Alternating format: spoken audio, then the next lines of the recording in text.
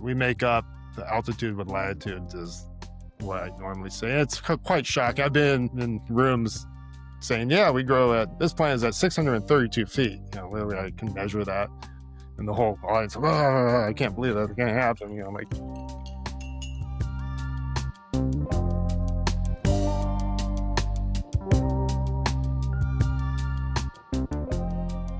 Hi, everybody. I'm David Paparelli, co-founder of M-Cultivo, and welcome back to the Cupping Table podcast, where the best coffee producers and buyers share their stories, insights, and outlook on the specialty coffee space. Our guest today is Jay Ruskey, the founder of FRINJ Coffee in California. And you might be thinking Jay is a coffee roaster or a coffee buyer based on his location, but he's actually a coffee producer. Jay is a pioneer of the California-grown specialty coffee movement, and over the last 8 years, Jay has helped transform land in the Santa Barbara and San Diego areas into more than 70 coffee-producing farms. I had only heard rumors of this coffee. I hadn't had the chance to try it until last month when Jay was nice enough to send me 3 lots. And I can tell you for sure, they are not just good, they are auction-worthy. So Jay, just welcome to the podcast. thank you, David. It's great to be here, and I dig the intro. I've been excited to participate. I've listened to many of your previous podcasts, so it's actually an honor to be here. We have a tradition that's forming now in our short, 1 year history of doing these podcasts. Of what's the best cup of coffee that you've had recently? I knew this question was coming, but we're actually cupping about 40 to 50 coffees a week right now. We just got done with harvest 3 weeks ago, so we're now in our QC component. And the standout, I call it standout, was a Pacamara from San Diego, grown by my friend Jason Mraz. And what made it a standout is because last year it didn't taste that good. It was really disappointing because I've had a lot of Pacamaras we've grown that are bright, passion fruit like, and last year something was off and we made a few adjustments, but this one was what stood out on the table. My team enjoyed it, but I liked it because it was really fruity, almost, and it was probably slightly over fermented, but I liked it because it had the booziness and the big Pacamara fruit, and I love the flavor of the fruit. But it had structure. It cooled beautifully, and it stood out, and I just over this last week, I was like, oh yeah, that Pacamara. I had a little bag of it left over from the cupping. I was like, oh, I want to take that home, and so that's kind of my standout. Before we just kind of breeze past that, was that a celebrity name drop with Jason Yeah, Mraz? Or is that I a debated different if I Jason should Mraz? do that, but yeah, Jason Mraz we've been farming together for about 12 years. And he's been doing a lot of work on taking his avocado farm that had the avocados were overgrown, and he wanted to do a diversified system. So we do what I've been doing for many farms. We put a layered system in. So we put the coffee under the avocados, passion fruit. There we put cherimoys, bananas, and kind of mimicked what was going on my farm. And then, it's one of the first coffee farms in San Diego. So the trees are more mature, but there's also now we're in this mature mode where we're trying to like reset and keep the nutrition. You got to do a lot of pruning. And so but he's been a great supporter. This might be a good lead in for kind of how FRINJ sort of came about. The reading we've seen and, some of the things we've seen in you guys, it's, you're calling it a whole system solution because it's connected to so many. With folks like Jason, how does that relationship get started? I mean, do you have to convince him to be a coffee farmer? Well, some of it goes into my background. I grew up and been doing about 35 years of farming in a place called Geisha. It's in the Santa Barbara County foothills. And my farm that my folks bought in 1990, because I was trying to lease other farms, and like, well, this farm would work. It was just after a drought. And so I've used that as a tool to,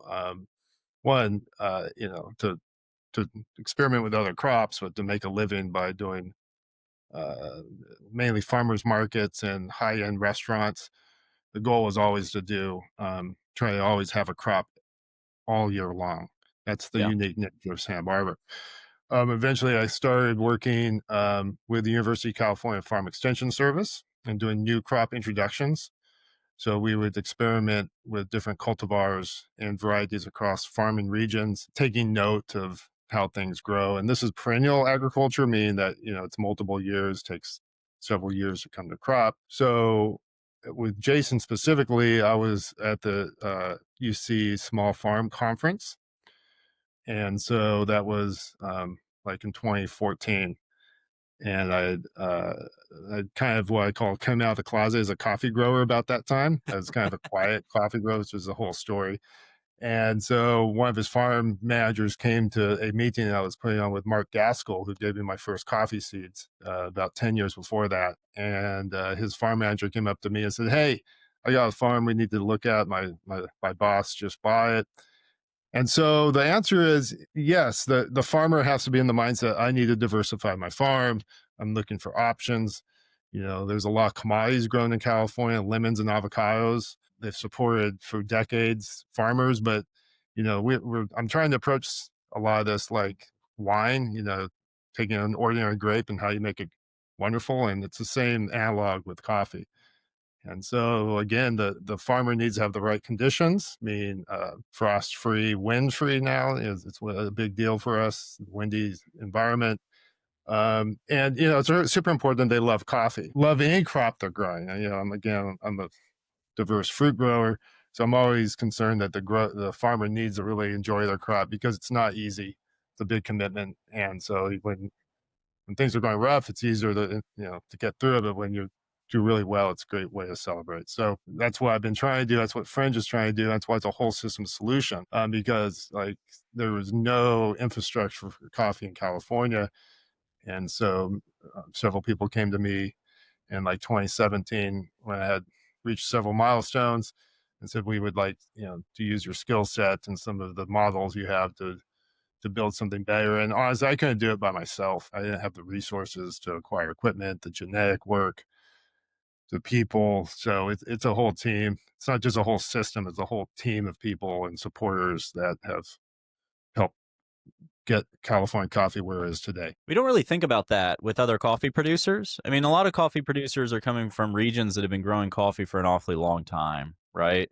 And so their goal is to not necessarily start growing coffee, I mean, from scratch in the community, but to how do I make coffee better? How do I grow coffee better? How do I have better yields? How do I better have quality? What land is going to be right? How do I kind of tweak the terroir? I know generally in Boquete, Panama, there's good terroir for coffee, but what specifically do I need?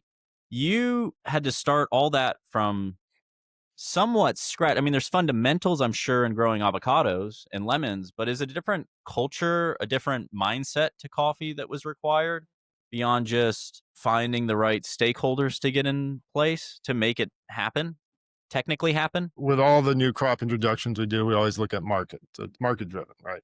So we saw the growing premium global market growing and people finally respecting coffee like wine, the work that you guys do, right? It's really helped. So that's the first driver. But in terms of, we basically had to start from scratch. But we started from scratch with a different perspective, right? I mean, it's California. I had been trained to look at crops like we did lychees and longans. I'd look at the different varieties always first. What does the consumer want? How well does it ship?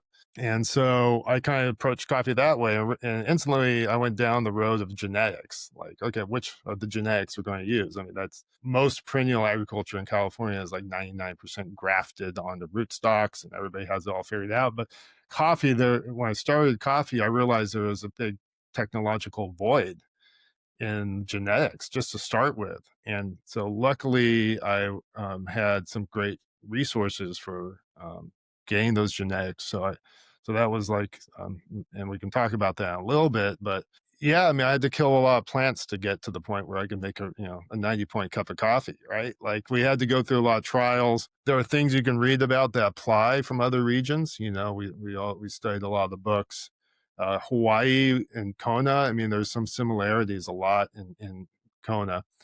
But and especially from the market side and being in the United States, I mean, I thought that was a big takeaway in the early days. Our soils are very different in California. We're a lot more alkaline, so it's a problem with all the crops. But I know we had that with avocados. There was a lot of similarities in terms of like soil chemistry and water chemistry with avocados, including climate. So avocados became a litmus test to like where we could potentially grow coffee. Oh, wow. Okay. And we started to use the avocados and coffee as polyculture, grow them together. And today we've now moving to Inga edgeless and ice cream beans. And so there are some of my farms that are acres of layered systems and multiple crops. So you're diversifying on many different levels from the soil, air to your income. So we really started on trying to, you know, use a couple different systems. I think today we're really refining it. I think I have out of the dozens of successful farms, we're really trying to scale in a system because time is really important, water is important, labor, but to grow a really good coffee plant, to make a really good cup of coffee, you really got to give the plant everything it wants. It's not like wine where you got to stress the plant and make it do all you stress a coffee plant and you got years of problems. The goal is to give it kind of a club med environment and make it, really enjoy being in the ground and producing fruit from year to year. That is kind of the inherent issue with growing coffee or starting a system from scratch with coffee. I was talking to somebody the other day about this where, it might be 30 to 40 years before you have really solid genetic information on what coffee really likes and what it wants to be just by the nature of going through a plant cycle to do that. Sounds like you've been able to expedite that a little bit, or a lot. I'd say. Using avocado trees as a litmus test, do they grow faster than coffee trees and kind of demonstrate that an environment is fertile for them? Is that a safer thing to do than, plant coffee first? Like in effect, should I lead with a different crop and then plant coffee after? Is that the idea? I prefer to go into an old avocado farm and start coffee. There's usually a advantage to that from the soil. I also like leaving some larger avocado trees to provide windbreaks, and it actually buffers environments because we're really growing in a lot more turbulent environment, and having big mature trees creates that type of protection. I was on a wine grove last week, and preparing. They prepared this one land, and they took 2 years to prepare their soil and their land before they planted.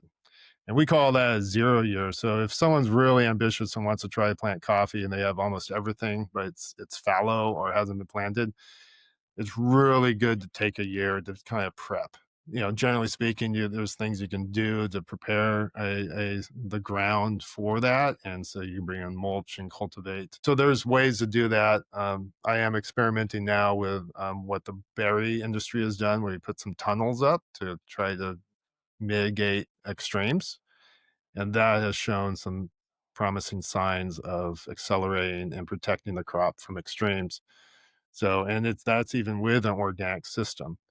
So I've emerged to, how quickly you can get them in the ground and how quickly you can get them to first harvest and consistent harvest with quality. And so we call that protected agriculture. So and so PA agriculture. So I'm doing a really deep dive on that. Just, and I think what we do here could have some influences on other perennial crops or in other origins that are experiencing some extremes. So that's kind of where I am at today in terms of establishing coffee. Where do you feel the coffee industry is siloed in their thinking? I mean, you're coming from a much broader perspective of growing a lot more crops, not a single crop focus, and then kind of finding your way to coffee. Where did you find that, the coffee industry was siloed in their thinking? And then I guess the natural second part of that question is just where was the coffee industry right that you could learn something that you couldn't learn from berries or from wine or some of the other crops that you've had experience with in California? Well, we already talked a little bit about plant genetics. Like that was kind of the Yeah. early, like, oh, when was this plant bred? Oh, it was 1953. The Caturra was created in Brazil. I'm like, and so we ended up sequencing the genome of the Geisha through UC Davis. And, I had some great plant genetics that luckily I had some foresight to separate out and track from some germplasms and some great donors. And so, right out of the gate, how can we improve the lines, and specifically the Geisha plant? Focused a lot on that because it's kind of its own population and it was genetically drifting, and which makes it even more special when you get a great cup because it hasn't been refined. I did go down the path early in the fermentation. I went to Cal Poly San Luis Obispo, and they have a pretty strong viticulture program there. And some of my friends are in the wine making, and so I would brag to them like, "Oh yeah, I'm fermenting coffee. I'm doing all." And they're like, "Well, what are you using? What's your temperature? How long?" And I was like, What yeast are you you know, using to inoculate? I had like Zach Scott from Scott Laboratories visit me like 12 years ago, and we started messing around with like yeasts and things. And then I could go back to my friends and go, look, I'm messing with yeast now. And so the post harvest has been really fascinating. And so at this point, everybody's kind of, not everybody, but a good portion of people have the resources are beginning to um, do the fermentation. And I'm a fruit grower, and when you say coffee, I think of the plant. Right? Yeah, A lot of sure. people think coffee is a cup. And so I'm always like, it's a fruit. And I've grown up from the perspective of fruit, tasting, like I said earlier, the Pacamara fruit. It's very different than the Geisha fruit and the yellow Captura. I mean, so I was always like, how can I produce the cup so it just tastes like the fruit? And I thought that some of the fermentation styles were the way in which we could do that, and now I don't mind blending. I like, trying to get the structure of the cup but that fermentation that's coming all over the world. And I think it's totally fascinating. And so we are taking that and putting it into some of our controls, like how we can control. I'm trying to bring the wine industry style to fermentation. In fact, we have a Todd D'Alessio is a winemaker by training, and he's been diving into all that in our post-harvest front. So again, taking pieces from other industries and trying to bring it in from a California perspective to try to not only accelerate from starting from scratch to where we need to be today, but how can we take it into a future level to do things that make my farmers successful, but maybe tweak how things need to be for coffee production. What's the big difference in the wine industry's fermentation techniques, or what you're kind of drawing from there, and what coffee is already, because coffee producers are experimenting like crazy with fermentation techniques. I mean, what is wine doing that coffee should really learn from? Well, wine's been doing it for quite a while. There is a lot of tradition. Um, I will still say this, that I think coffee is more complicated than wine. Really, I mean, even a Sauvignon Blanc or something is like that's easy compared because there's so many touch points in the post harvest of coffee, right? And there's so many variables involved. I'll harvest my farm. I'll start in June and finish in September, and I have like 6 harvests over a period of time.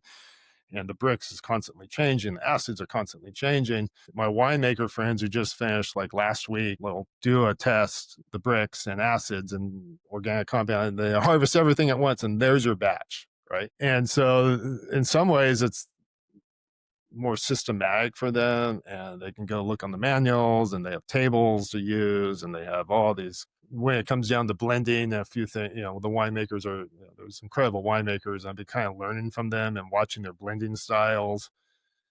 So they have a lot more of a historic pattern and structure to use, where I still think, for coffee processing, what the fruit comes on the deck, this is what you want to do, but the fruit looks like that. You need to make kind of the changes.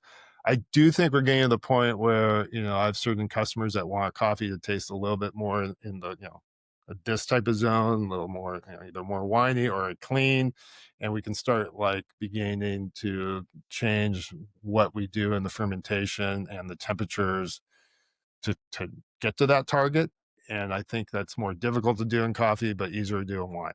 And is but wine, mine has all these charts. I think back to kind of home brewing beer a little bit, right? Where it's, you know, hey, you want to calculate the gravity of a beer, you can kind of do that. There's charts on it. You can kind of figure that out, right? What temperature things need to be at, how long things need to ferment for, that sort of thing, what grain build there needs to be, all of that. It's been done for centuries, right? People have been able to figure this out without any technology. And I'm thinking in coffee, I'm like, okay, higher acidity. Is there a chart on temperature to ferment at, yeast to inoculate with, versus varietal to get to a more winey, acetic cup? I mean, does that exist? Does that need to exist? Is that the end goal, right? Well, I think it is the end goal. I mean, I think we're trying control and fermentation is from just a post harvest side is super important. I mean, I also want to do it because my goal is like, of course, like wine, you need to start with really good wine grapes. But there is some degree, especially for our growers, is like, God, that coffee doesn't look good. What can we do to rescue it or make it better? Right. I've had a couple batches of like coffee come in. I'm like, oh my God, you know, this is a little bit of a mess, and all of a sudden it's like a high 80 point coffee. I was like, woo, I've rescued it. We did it. Like we made that coffee even better, right? I mean, that's what I'm really always trying to do. And I think I have enough years of experience to do it, but now we have to have enough so other people can do it. And yes, I think we're getting close to that point. I think there are some new tools coming out in which we can test a lot of the organic compounds. I think we still have the yeast strains. We're kind of figuring out what they do and don't do. I think the bacteria is really the next realm. I think how we cultivate bacteria. I think they have a lot more impact on acids than we think. That kind of got thrown into this kind of anaerobic fermentation idea with lactic acid bacteria and all that. It just kind of got this umbrella term that doesn't really fit anything accurately. I mean, are you going to see more? What are you going to see done with bacteria in the next 5 years, or where do you hope that moves? I mean, bacteria plays a lot with temperatures and duration, Yeah. right? Like it's Okay. one thing to inoculate. It's like, how do I keep these things alive? How do I keep them like thriving? How do I keep them fed? And how do I keep them from not over metabolizing? Right. So I think it's going in down that route. And I think that's where some of the wine industry is becoming, you know, interplayed in what we're doing. I'm kind of in my own little California world. I haven't spent a lot of time traveling and seeing what everybody's doing. We're seeing what's coming across the roasters front and, going to podcasts like yours to kind of hear what's going on.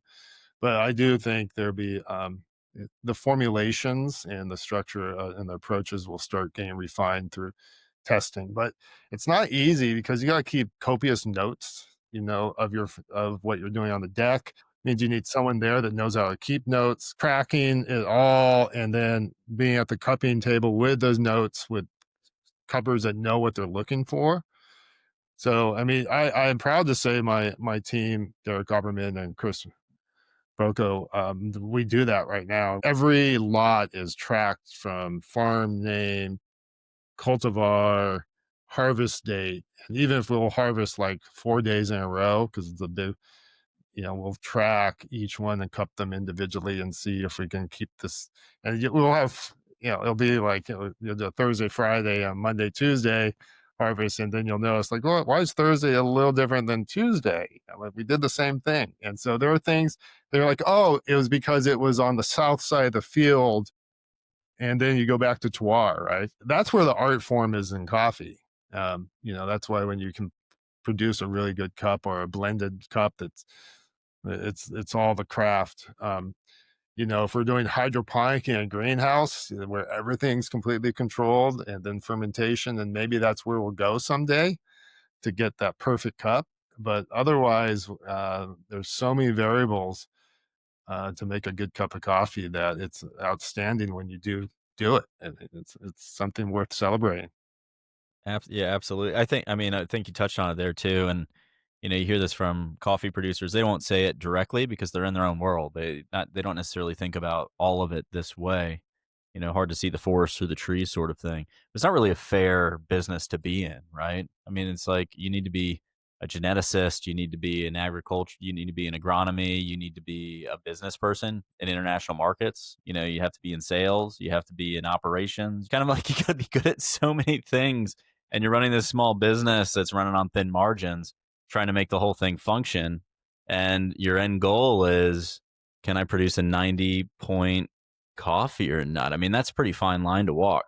Yeah, I mean, that's why people will call us crazy sometimes. But it does take a unique talent, but it's not always a point score. I think you can make coffees that are really unique to the terroir that's like not point driven.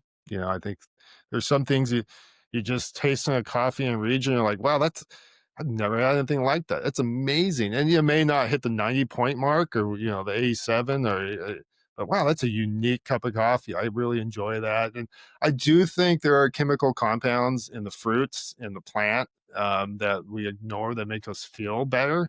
I sometimes I have some cups that wow, that's a great caffeine buzz. I just went to the UC Davis symposium, and it was all about caffeine. I really like they're all focused on caffeine and the effect of caffeine on the body and where the culture is on the caffeine. And so that's where, the coffee plant captures us too. But I think there's other chemical compounds that make a cup enjoyable besides just taste. Another producer we work with, and we'll get to Dubai auction at some point, is Daterra in Brazil.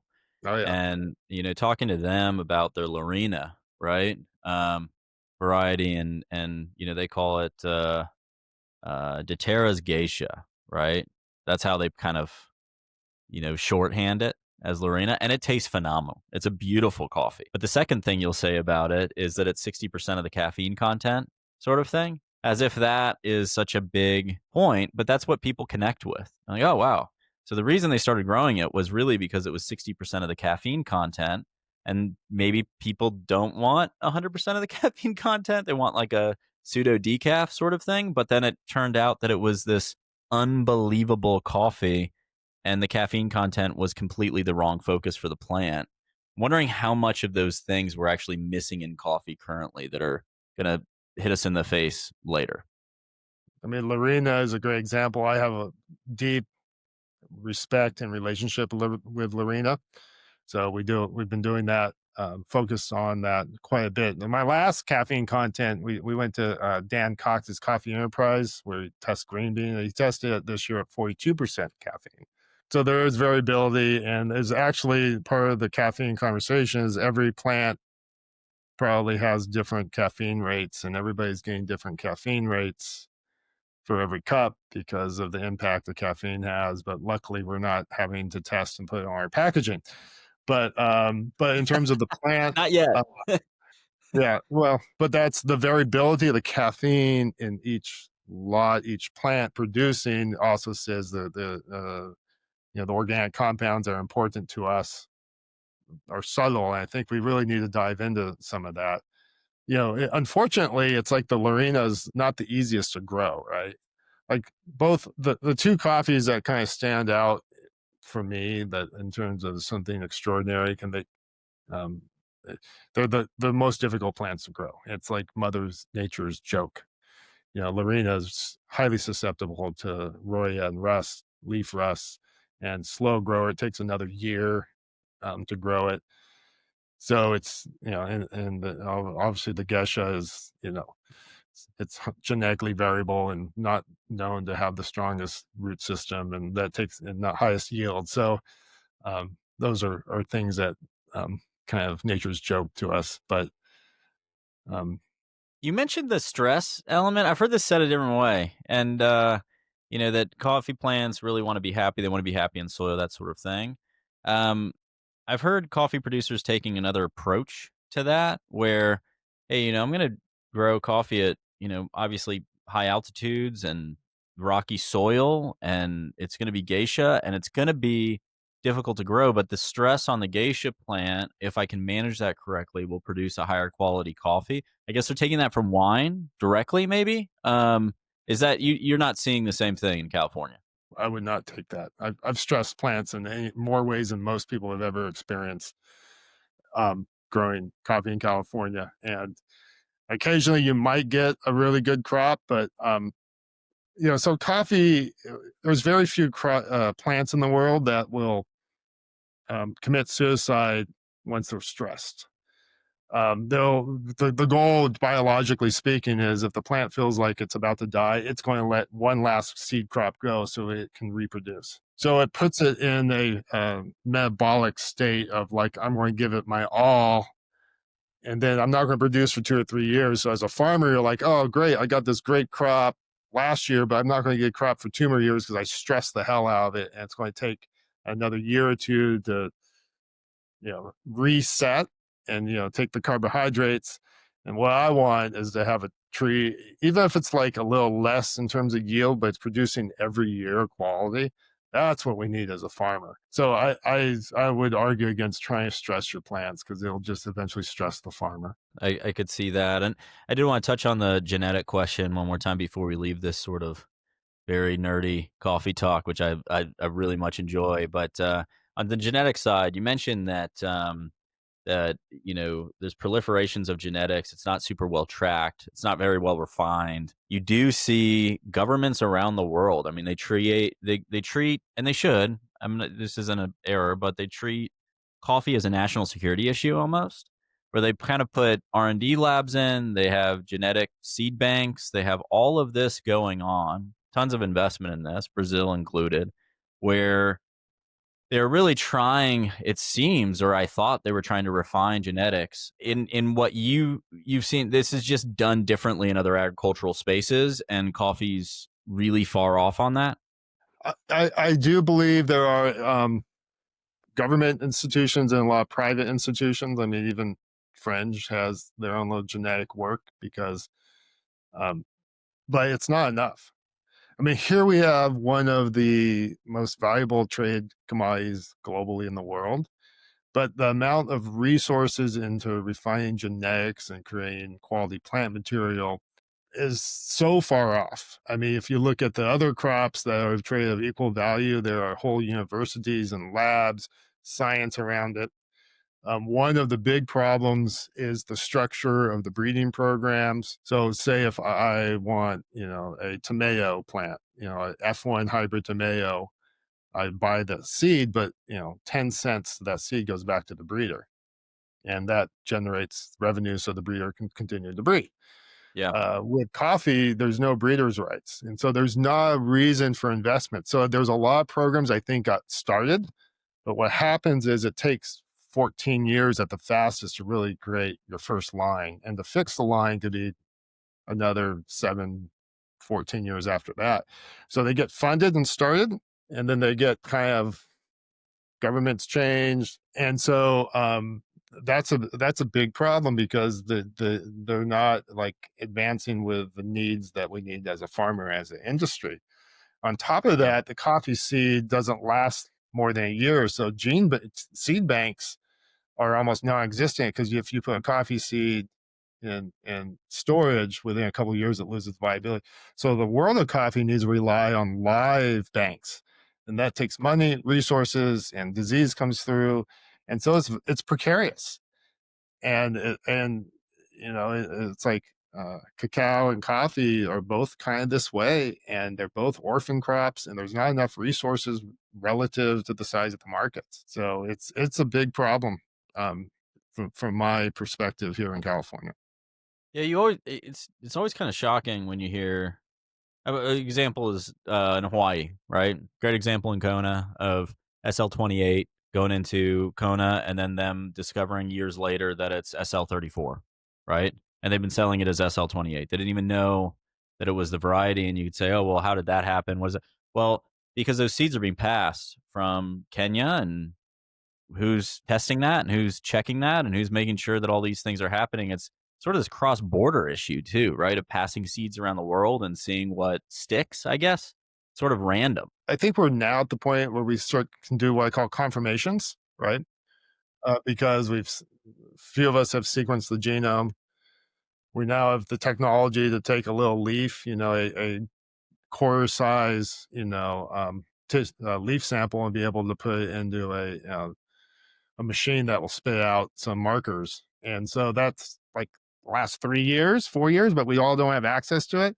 So that's an example of how far behind we are. And so we can build these nurseries, and World Coffee Research has tried so hard to build these nurseries, and it's a monumental task. So we do have, I think a lot of the growers you have interviewed, at least I've heard, a lot of them have their own little selection. They're like bloodlines, and so Yeah. the farmers have responsibility saying, "Oh, this plant is doing better, on my farm," and this, and selecting on individual plants and being a little bit more cautious. I think that's the very minimum farmers should do. But if they're, the ultimate like goal is to create F1s. Um, our food system relies on F1 breeding systems in which we take two stable parents that are lines that are fixed. So like Katura has been fixed like 5 generations self-bred, and but like a Geisha, it's been self-bred for several generations, and then put them together, you get a hybrid vigor. And that hybrid vigor is, and then if you do it the right way, it will create desirable traits. But more importantly, there'll be all these new traits that will make it not only stronger but more resilient. For example, World Coffee Research in one of their variety trials, all their F1 survived a frost. We're like, oh, and it was unintentional test, but this, I think, is in Vietnam, and only the F1 survived this frost, where all the other cultivars, the Bourbons, all died. And it's like, oh, that is a F1 vigor trait. And so that's kind of the desirable efforts, or things we're looking at. That's what Cirad's been working on for many years. You're seeing some of that in the H1, H3s, all. And so we need to get there. It's just who's going to make that investment, and who's going to support it. And I think breeders should get a little money for their efforts. How quickly do we need to get there, in your view? Like, is there any kind of impending timeline on it? We should have been there 5 years ago, before Brazil got the frosts. I don't know. I mean, there's only so much plant material can do, right? I mean, if you're getting 50 days of rain, or you're getting 110 days of no rain, Yeah. that's a systematic problem. And then that's another thing you address. But having a strong plant material will help. I guess having a strong plant material that has an amazing cup, like Mhm. that's the breeder's like big goal. But I do think we have some threats to the systems, from what I've been reading about. I haven't traveled to those, but when you look at Brazil going through the extremes, the turbulence, Yeah. we're seeing Vietnam going through Frost, it hail, right flood, now. drought. Okay, Yeah. what's our system? How can we create the resilient system, which is back how my brain works? Yeah. And that's what you're trying to do. I mean, that was the basis for the development of Fringe, is creating resilient fresh. But you've done it in a slightly different way, where it's not, it's a collective of these farms. It's not really cooperative, right? I mean, can you explain the structure of Fringe a little bit for folks? Sure. I created Fringe to do a couple things. One, I'm really just trying to start an industry here, on the tail end of the wine industry, to try to create a culture around appreciating coffee for what it is, just like what the wineries have done so successfully. There were no resources in California originally, so I needed to form Fringe to help, bring the farmers together, and pool resources so that we can, provide consistent plant material, work together in, learning from farm to farm how to, not make the same mistakes twice, and then have a processing facility that, makes sure that we do the best work we can to start off at a higher level, um, together. The other thing is, I learned quickly, that there's a broad range of potential prices you can get for coffee. I had this Japanese buyer once tell me, "Hey, yeah, I sold this coffee for $3,000 a pound. Don't tell the farmer." And I was like, "Wait, that's bad business." So I made sure that we have a return that's like to the farmer, that's reflective of the price, up to Yeah. over like 45% goes back to the farmer.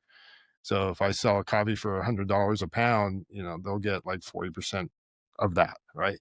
And the Yeah. goal is, if they spend the investment of doing really good coffee, that they will get the same return, and we're all rowing in the same direction. And if they don't do good coffee, we all kind of suffer. So it's kind of this thing that we're all working together. So it is a private company. We have many farmer investors involved, because they want to grow coffee, but may not want to do anything else. Um, and the goal was also to provide some genetic support, plant material, and the marketing. So it's kind of it has a little bit co-op feel, but in terms of the business environment, it needed to be something that farmers could invest in and feel like a stakeholder in. Not all farmers are investors, are they? No, For you guys? Yeah, so you're kind of I mean, it's not unlike any other wet mill or washing station sort of setup in another country where it's a private organization, private company, private family, or a collective of private families that all kind of own or pool resources. And then you have to collect from other farmers in your area and pay them fairly and appropriately in order to get the best coffee you can possibly get. That involves giving them inputs and resources to get that. And then they're pooling so you can get your volume up so you can have a legitimate brand.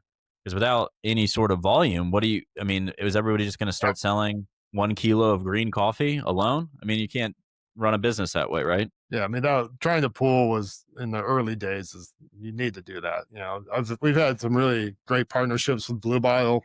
James Freeman and Ben Brewer have been just awesome supporters and Mm. giving us input and helping get California out there in different markets. So, but that was, always the case is how do we pool and put those together? And, the farmers are super stoked when like, oh yeah, we got you into the blue bottle order. Like, great. Like, we're very transparent. Like I said, we trace everything all the way till the coffee leaves the mill, and so it's just the important part of this system here. I mean, ultimately, we really would like to have a winery-like farm in Southern California in which we can get the consumer there and just I still feel like the coffee consumer, even the most curious ones, I have there's like a dark area where they can't see how it gets processed. They see it's washed coffee, but they don't know what a washing station looks like or smells like, right?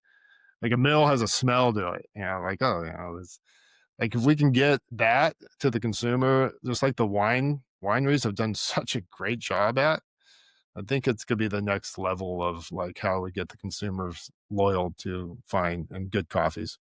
Yeah, you need Paul Giamatti to make a movie about touring around coffee plantations, and then you'll have a flood of tourists to California just to go do that, I'm sure.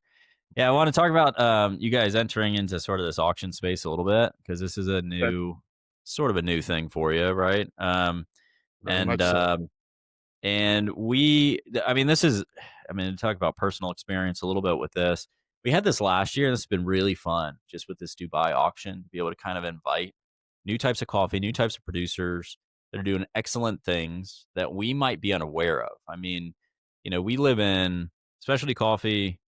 Everybody kind of lives in some sort of bubble, right? Or is siloed somewhat. But in the auction space and specialty coffee, you kind of think mostly everything, and then a California coffee hits your table. Last year when we did this, it was a Kona coffee, kind of written off Kona. Not, just from an American perspective, you feel like you put it in with Jamaica Blue Mountain coffees, sort of thing. And then, there was an SL34 from Kona that was just mind blowing.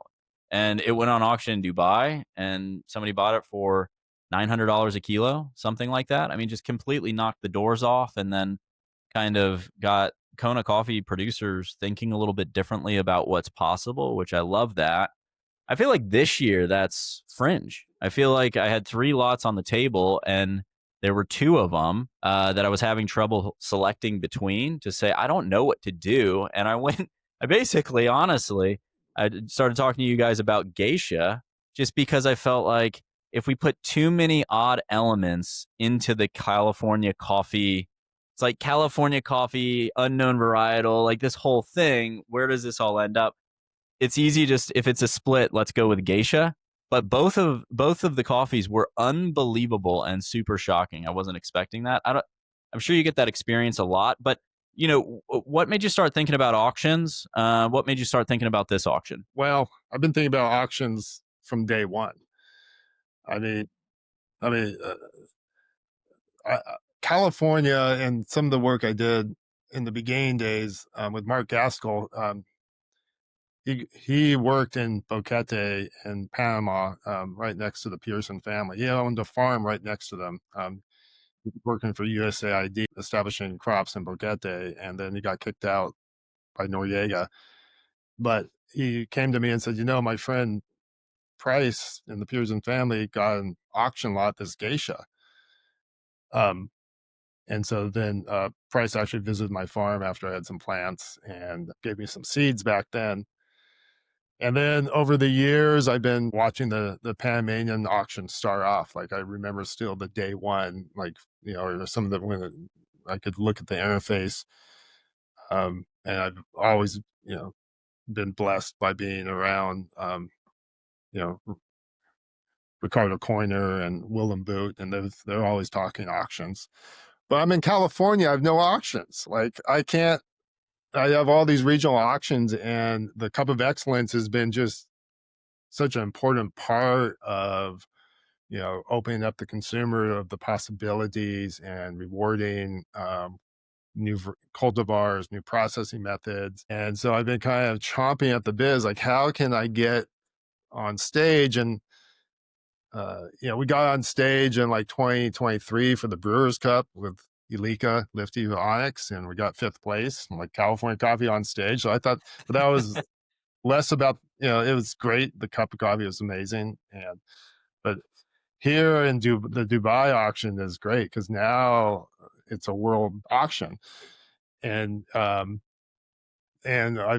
even tried to I filed a grant, a value add grant USDA to try to do like a US auction. Like I got UC Davis and the Mondavi Institute was going to host a US auction, and I got SCA involved. I wrote this big grant, and we got rejected for that. And that was a lot of work to try to get how I had to try to build an auction to get my coffee in the auction.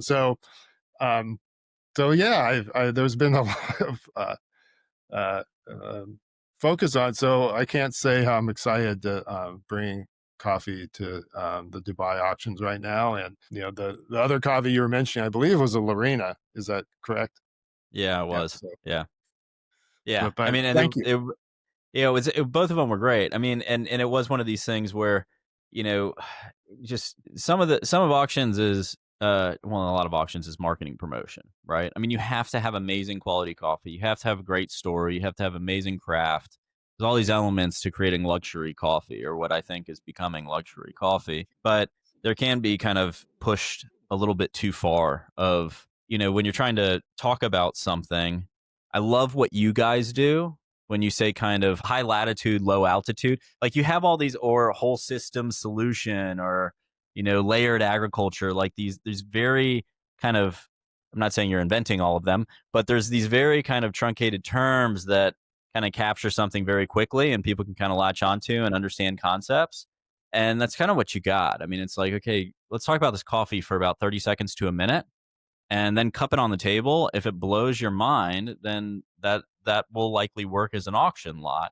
If I got to tell you about this coffee for 2 hours and I have to make you think even harder about it, it might not work. So I think, maybe Lorena, and this is just kind of my ramblings, or my theory on some of this, completely unbacked by any data. But it's kind of like, let's try California Geisha, and then let's see about Lorena next year. Well, that's fine. Yeah, I mean, my goal is just to be on the table and not talk about it, and still be the coffee's like, wow, what coffee's that? And then let's talk about it. I mean, that's always been. It's great to have the California conversation and and the cultivation conversation, but I like it when the coffee speaks for itself. And again, I try to define what like California terroir is. I mean, for years you're always a lot of people try to pigeonhole coffees in the region. The flavor, there's the typing, and I get that happens all the time. And I think there is a certain element of California. Our coffees are on the tree for 10, 11, sometimes 12 months. We have this really unique growing region from our latitude. So the plant flowers in like July, August, September when we have about 15 hours of sunlight, which is more than the equator. So you get these really big, long, like branches of flowers. plenty of time for pollination to happen, and you know, and some things that happen for fertilization of the seed. And then we go into the winter where the plant slows down but has the green bean on it. And then we come back into like the May, June, July, and we have another 15 hours of sunlight, and you have these big, beautiful red fruits on. We have no rain, so we're irrigating and we're putting nutrition in the irrigation water what it needs. And so you're harvesting, and these, I go around with my refractometer and test, and some of our cherries are at like, 25, 28% bricks, the sugar content. So it's kind of like what we're doing, what high elevation's doing, slowing down metabolism of the plant. Um, we do in California. We're not high elevation, but we have the ocean right here. So we get the fog, the mist coming in every morning in May and June and backing away at night. So we gain some of that elements I've felt when I was in Panama and Costa Rica. Yeah. But we have a different approach. And I think it creates a different cup of coffee or gives us the ability to take a plant that's produces something normally like in Brazil, but park in California, a little more alkaline soil, a little different latitude, a little different daylight hour durations. It creates some unique cups of coffee. So I'm glad. I hope those participants who are there trying our coffees are going to be able to taste those great elements of California. I'm sure they will. I mean, I know I did. We, and just put this in context as well, for folks. Most people are talking about 2,000-meter above sea level type coffee. You're talking about 200 meters above sea level, just because of the latitude that you guys are growing on. Well, yeah. For us in California, we don't want to be at the very bottom of the valley floor because that's where cold air masses and being on the side slopes. You get inversion layers, you get a warm belt, especially at this time of year that keeps the tree growing and thriving. And so we look at elevation like there's a pocket. If you go too high up, it can get too cold. If you go too low, it gets too cold. So we make up the altitude with latitude is what I normally say. It's quite shocking. I've been in rooms saying, "Yeah, we grow at this plant is at 632 feet." Literally, I can measure that, and the whole audience, "Oh, I can't believe that. It can't happen." Like Yeah. things can happen. The coffee plant's really like genetically, it has way more chromosomes than most plants, on the planet by like 4x, and it just has a lot of really interesting aspects. And when you put it in a different environment, sometimes it will express itself differently. Question about just the latitude portion is I've heard in Brazil, other places too, farmers are kind of moving to um, new areas to kind of progress into better environments, let's call it, as things change. Um, are you finding is it getting easier to grow coffee in California than it was 10 years ago? Or is it about, or do you feel like it's about the same and it's just always been difficult? Farming in general is not easy right now. Yeah. So I'm going to start there from my farmer hat.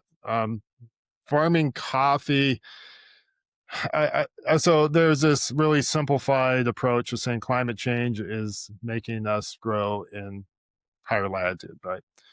But Hmm. what climate change is really doing is it's making us grow in a more turbulent environment. Okay. And farmers are great indicators of change environment because there's 150 years of growing in Latin America. So, what's happened in the last 20 years is very different what happened in the last 100 years before that.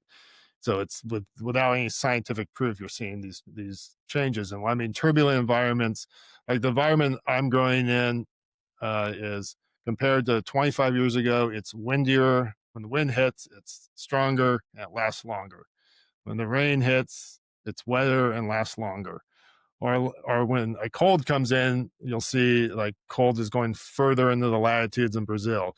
So as climate change, we're coming into a more turbulent growing system. So yeah, you can grow into those new areas, but all of us has to kind of be more cautious on the land selection we have, what systems that we're going to build to be more resilient to get through, because it takes one bad day of the year to ruin a crop. right? It takes one extreme heat wave or one hail at the wrong time, and that's the challenge and the risk. So I think these new origins have some risks if they're going to use the same system we've used for decades before.